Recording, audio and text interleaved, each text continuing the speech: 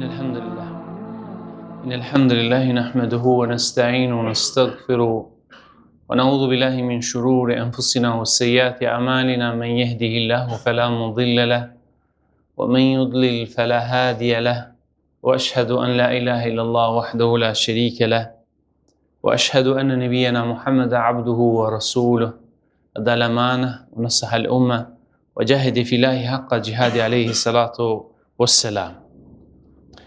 Falëndrimet I takojnë Allahut Gjelle Thala. Paqja, mirësitë, begatitë e Zotit qofshin mbi profetin Muhammed, mbi familjen e tij, mbi shokët dhe mbi gjithë ata që ndjekin rrugën e tij deri në Kiamet. Një ndër dertët e mëdha, një ndër dertët kryesore që kanë pas burrat e mëdhaj, njerëz të mëdhaj që kanë ecë mbi rrezullin tokësor, duke u nis nga profeti I Zotit Gjelle Thala. Pastaj mendimtar, njerëz të dijes, njerëz të cilët I ka munduar një dert, ka qenë derti I shoqërive në të cilën ata kanë jetu.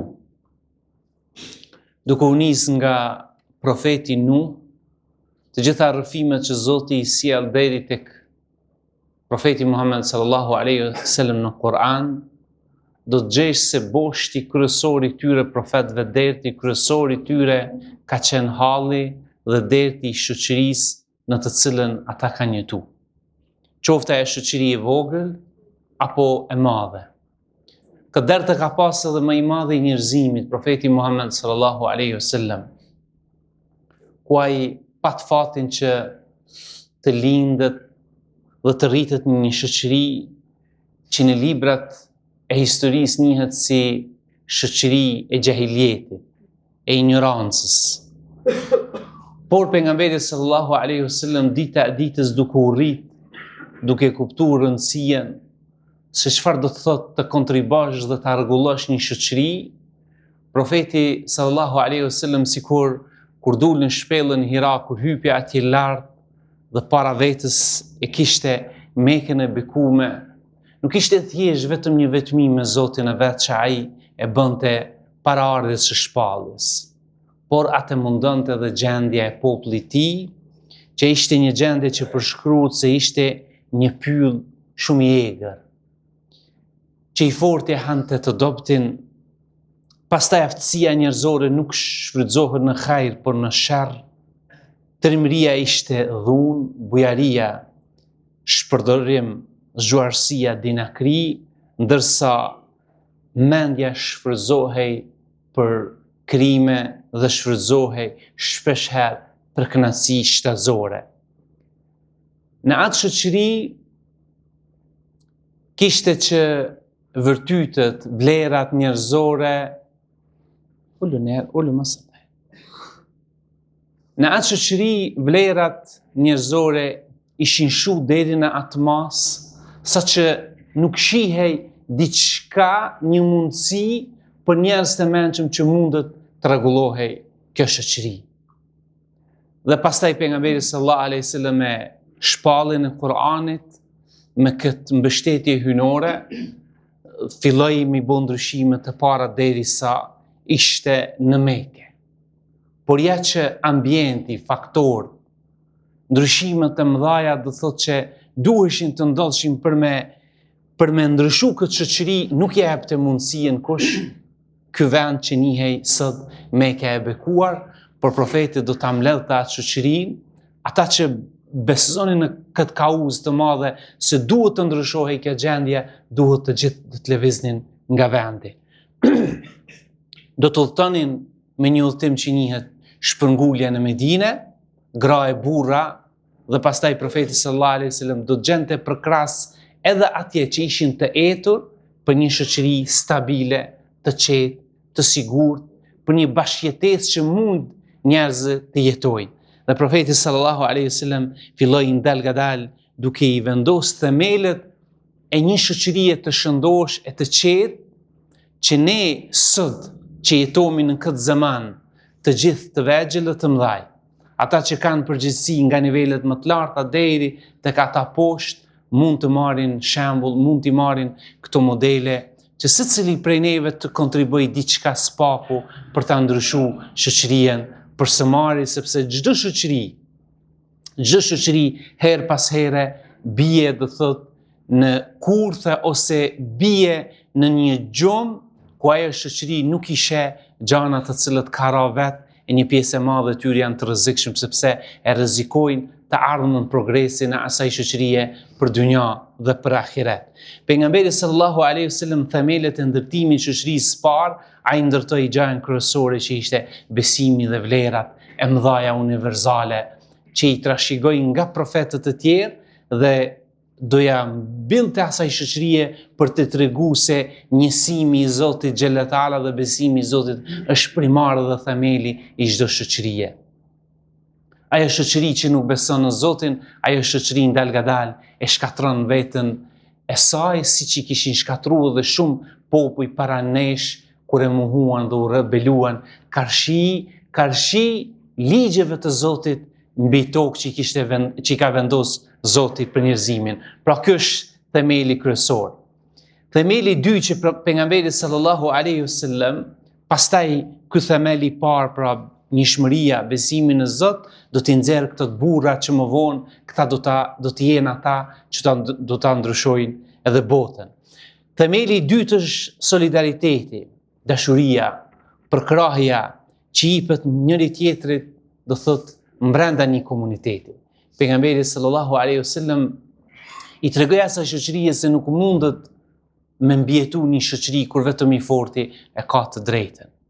Nuk mundet brenda një shoqëri vetëm dikush me dhënë kontribut. Nuk mundet me një shoqëri që të pritet vetëm nga një person ose ka disa persona, por profeti sallallahu alaihi wasallam do ta ndryshon çastin dhe mentalitetin për të treguar se solidariteti duhet me qenë pjesë pra e të gjithëve dhe kontributi të gjithëve me atë sa kanë mundësi, duke e treguar edhe me shembull ku tha pejgamberi sallallahu alaihi wasallam, shembulli i muslimanëve në dashamirësi, në mëshirë, solidaritet, është si trupi nëse një pjesë murët, pjesa e tjetër reagojë. Kështu profeti sallallahu alaihi wasallam pra e tregoi se shoqëria duhet mu konsideru si një pjesë kur dikujt i dhem një pjesë, duhet me reagu pjesa tjetër për me kontribu dhe me qenë pjesëmarrës në themelimin dhe ndërtimin e shoqërisë. Pejgamberi sallallahu alaihi wasallam në gjuhën e fesë ose në fetari njihet se tekaful, ndihma sociale, ku pejgamberi sallallahu alaihi wasallam filloi dhe për herë të parë ngriti një vidije aq lart sa që ata që ishin ensart në Medinë do ta ndanin pasurinë me muhaxhirët që kishin ardhur. Profeti tha nuk mundemi në na me ndërtu një shoqëri kur dikush pasurohet dhe dikush nuk ka bukë me ngranë. Kjo nuk mundet me qarkullu, nuk mundet me ekzistu. Atëri tha ensarve kush e ka një shtëpi, do ta ndanë me vllahun e vet që ka ardhur muhaxhir nga Mekka. Kush e ka një bashkë do ta ndanë me të, edhe kështu pejgamberi sallallahu alaihi wasallam dal gadal do ta arrit këtë vedije, këtë ndihmë sociale që do t'ja japin njëri tjetrin, ku tha pejgamberi sallallahu alaihi wasallam kush ka më shumë ushqim, le ta ndajë me atë që nuk ka ushqim. Kjo është e trashëguar. Ata që i kena ndër breza, ne që i kemi iftarin, darkat e përbashkëta, ftesat e musafirëve që i bami, martesat, fejesat, gëzimet familjare, ahengjet familjare, janë pjesë që prind dhe pararësit tani kanë trashëguar nga ajo që e kanë ditë se mi dhanë dikujt bukë, është sadaka. Dhe ne duhet ta ruajmë këtë ndihmë sociale, se këtë kontribut që shoqëria jonë tjetë një ndër shoqëritë që gjithë kontribuemi nga pak. Prej themeleve që pejgamberi sallallahu alaihi wasallam vendosi më njëherë besimin në Zot, pastaj ndihmën sociale, vendosi norma dhe i kthei vërtytet kryesore universale brenda asaj shoqërisë, kur vendosi udhëzimet në sjellje, në respekt, në përshëndetje, tha ja ayuhan nas it'imu ta'am wa afshu salam, o ju njerëz tha jepni ushqim dhe shpërndani selamin. Falni më njerëzve, mos u tutni me përshëndet, dikon në rrugë. Përshëndetje, selam aleikum, a je mirë, si je, a je lodh. Falni njerëzve, mos u frigoni. Shkon shitore, shkon hyn dikon dhe thot, si i ngrim. Ku shikon e nuk e përshëndet. Sikur jemi do thot disa krijesa, na do thot kemi ardhur me një pjesë tjetër, dikush jeton me një pjesë tjetër. Jo vëllaz. Duhet me përshëndet, njeriu përshëndet. Thot, mirëmëngjesi, mirëmbrëma, selam aleikum, a je mirë si je? A je lodh? Kaq, shumë e thjeshtë është kjo. Më fal, faleminderit, Zoti të shpërbleft. Janë fjalë thjeshta, po ndikojnë dhe duhen të ruhen, sepse pejgamberi sallallahu alaihi wasallam i kishte pa që këto gjana kishin vdek në ato shoqëri. Këto vlera kishin vdek dhe gjana e parë që i tha jepni ushqim dhe shpërndani selamin, përshëndetjen sa më shumë. Ai sallallahu alaihi wasallam kishte ngjall këshillimin e përbashkët që njihet si shura, marrja e vendime domethënë në mënyrë kolektive, përmirëson drejtsinë, do thotë respekton palën, dialog, me bisedu për halle, për derte. Kishte dalë profeti sallallahu alaihi wasallam kur erdhi në Medinë, kishte pa që njerëzit nuk kanë ujë me pi. Dhe kishte dalë para atyre burrave dhe i tha, kush prej juve po e blen një pus që sot asaj dite është në Medinë, ai ka emrin pusi Rume, i tha pejgamberi sallallahu alaihi wasallam, dhe në gjuhën e sotit është ta bëmi do thot rjetin e ujësjellësit në shtëpiat e çdo njeriu. Nuk ka pas rjet, por në kuptimin e kofës do të me pas një bazen, do të me pas ujë. Atëherë Osmani radiallahu anhu, një burr i madh, një njeri besimtar i pasur, tha, unë e bleja Rasulullah. Dhe ai personi që i kishte në pronësi e shitte ujin dhe me shit ujin për pija është ndaluar në Islam, gjaku dhe uji nuk shiten. Tha Omer radiallahu anhu, sa e shet një kofë me ujë, ai ja vnoi çmimin. Tha vnoja çmimin bunarit tënd. Ja vnoi çmimin e bleti Osmani radiallahu anhu dhe tha unë e lo këta fisebilillah vakuf për gjithë ata që jetojnë, musliman e jo musliman Medinë kanë me pi prej sotit ujë. A e shihni do thotë se si mundet një qasje, si mundet një reagim, si mundet një kontribut i dikujt për me ndryshu jetën e njerëzve. Drejtësia e dinjitetit që pejgamberi sallallahu alaihi wasallam e tregoi në jetë, në pronë, dinjitet njerëzor, i dha do thot besim reciprok, siguri sociale. Njerëzve nuk mundën me jetu njerëzit pa një siguri sociale të njëjtë. Nuk mundet më shkel dikush vetëm se ka. Për ata njihet do thot si një marrëveshja e Medinës, njihet si kushtetuta e parë qytetare që pejgamberi sallallahu alaihi wasallam e kishte ndërtu dhe i kishte bërë të gjithë që të kenë qasje në ujë, në pazare, në gjanat elementare të jetës të gjithë, sepse ishte një shoqëri multietnike, që sot thuhet. Aty kishte të krishter, aty kishte hebrej, aty erdhën kishte musliman që ishin paraardhjes të pejgamberit që kishte dërgu profeti Muhammed sallallahu alaihi wasallam më herët, ishte pra një shoqëri e tëra dhe pejgamberi sallallahu alaihi wasallam do t'i tregon se disa gjana janë të përbashkëta, janë pronë publike, nuk mundesh me keqpërdor, nuk mundesh me thy, nuk mundesh me bë ti çfarë dush. Po janë disa rregulla që i kishte vendos dhe i kishte detyruar të gjithë të nënshkruajnë atë marrëveshje që njihet sot si kontrata ose si marrëveshja më e hershme tek njerëzimin që sot edhe në fakultetet juridike do thotë mësohet kjo si kushtetuta e parë qytetare do thotë në botë. Pastaj i kishte dhënë përgjegjësi udhëhecëve, të gjithë ata që do të marrin, të gjithë ata që do të lypin votën e juve duhet me pas përgjegjësi. Kështu i tha pejgamberi sallallahu alaihi wasallam. A don ti me pas po e lyp një pozit, po vjen po e lyp votën, ti ki me pas përgjegjësi. Për ata Omer radiallahu anhu, Amr ibn Asit kur kishte qu guvernator në Egjipt, i kishte ardhur lajmi se Amr ibn Asi u bë milioner në gjuhën e sotit. Omeri më njëherë ja kishte shkruajt një letër dhe i tha min ejnë leke hadha. Kjo është një fjalë do thotë që përdoret nga e bone ti këtë pasuni. Kur vjen me një shoqëri që edhe qytetari ka drejt ta pyet më të lartin, të parin e shtetit, kryesorin e udhëheqës që e bën në atë vend në atë shoqëri, ka e bone ti këta bebac. Atëherë shoqëria do të vendoset në binar dhe do të shkon në mbar. Përndryshe do të shfrytëzohet pasuria e të dobëve, dikush do të përfiton në supët e punës, angazhimit të dikujt dhe nuk do të ketë stabilitet. Dhe e fundit, dashët me, pejgamberi sallallahu alaihi wasallam e ka njoft herët bashkëjetesën mes fraksioneve, mes feve që kanë jetu në shoqëri. Ai sallallahu alaihi wasallam i kishte përfshi ehl dhimme dhe ehlul kitab mbrenda asaj shoqërie dhe mbrenda rregullave që funksionojnë. Ehlul kitab janë pasues të librit, janë të krishterët edhe qifot. Ehl dhimme janë ata të cilët vinë në vendin e muslimanëve jetojnë, por që nuk janë musliman. Dhe pejgamberi sallallahu alaihi wasallam kishte vendos një marrëdhënie dhe thotë, kishte vendos disa marrëveshje me ta dhe kishte bërë që toka, populli, qeveria edhe ligji do t'i përfshin të gjithë.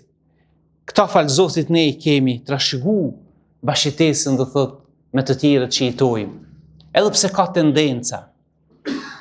ka tendenca për me prish këtë bashkëtesë mbrenda neve ka zëra dhe thot të cilët janë njerëz të skaduar afati, njerëz që më t'i ka humbë kibla e mendojnë dhe thot që për interese tyre personale, për interese të qarqeve të caktuara, këta njerëz që bën që njihen ajo si lëvizja e Deçanit, ose si feja e shqiptarit, ose ajo lëvizja për i kthim, sepse tash ata janë bërë vetë disa fraksione, janë konë një, po janë bërë disa, sepse me sa duket janë të përplas interesat e tyre, e kanë këtë, do thotë, sepse në këtë tokë ka qenë i lirë njeriu të besoj, në këtë tokë herët ka pas besim, herët ka pas islam, herët ka pas të krishterë, qofshin ata katolik ose ortodoks, dhe i lirë është secili për me zgjedh punën edhe drejtimin e tij.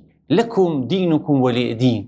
Herët na e kena mësuar në muslimanët se ju e keni fenë e juve dhe ne e kena fenë tonë dhe ne do të jetojmë siç na ka hije si musliman, duke u llogaritë si një shoqëri që kontribuomi më shumë në solidaritet, në bamirësi, në dërdhanje.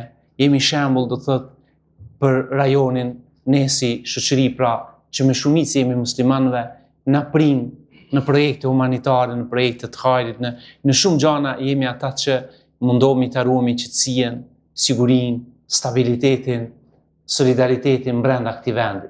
E lutem Allahun xhelalu teala që Allahu ta bekoj vendin tonë, ta bëj Allahu xhelalu teala neve të gjithë që të kontribuomi, që të vendosmi themele, të vendosmi do thotë shtylla të cilët e mbajnë këtë shoqëri në kam, këtë shoqëri që e çojmë para, bëmi shembull, model, edhe pse jemi të vogël në numër, po mund të jemi të mëdhaj në ndikim dhe në kontribut para shoqërive tjera dhe model se si mund të funksionojë një shoqëri që ka hije me besim në Zotin, me solidaritet, me ndihmë ndaj njëri tjetrit, duke nderuar, duke e respektuar dinjitetin njerëzor, dhe kështu dën Allahu dhe Allahu çon mëshirë dhe mëshira e Allahut është aty ku është bashkimi. Lutem Allahun xhelalu teala në këtë xhumaje që na fal neve juve, të dashurit tonë, lutni Allahun sepse Allahu u përgjigjet lutjeve të besimtarëve.